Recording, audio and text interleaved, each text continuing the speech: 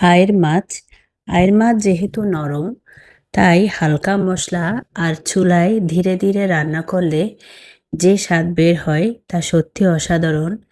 যে কোনো কাঁটাছাড়া মাছগুলো একটু সাবধানে রান্না করলে এই মাছগুলো খেতে খুব ভালো লাগে।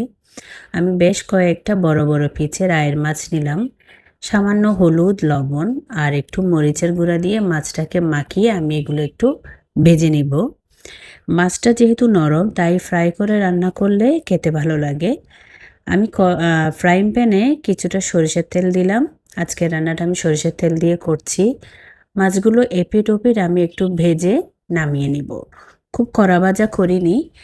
এবার আমি কড়াইতে সরিষার তেল দিয়ে এর মধ্যে বেশ কিছুটা পেঁয়াজ কুচি দিলাম। পেঁয়াজগুলোকে একটু ভেজে নিব।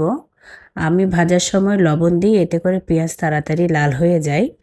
তারপর এর মধ্যে আদা রসুন বাটা দিব 3-4 চামচ। সামান্য একটু পানি দিয়ে মশলাটাকে কষাবো, এতে করে মশলা নিচে লেগে যায় না। তারপর এখানে বেশ কিছুটা মরিচের গুঁড়া, হলুদের গুঁড়া, ধনে গুঁড়া, জিরার গুঁড়া সবগুলো আমি 1 চামচ করে দিলাম। মরিচের গুঁড়া দিলাম 1.5 চামচ। এবার আমি এখানে মাঝারি সাইজের একটা টমেটো দিলাম। তারপর মশলাটা কষানোর পর এখানে আমি প্রয়োজন অনুযায়ী পানি দিয়েছি। কয়েকটা কাঁচামরিচ দিয়ে ঝোলটাকে ভালোভাবে ফুটিয়ে নিব।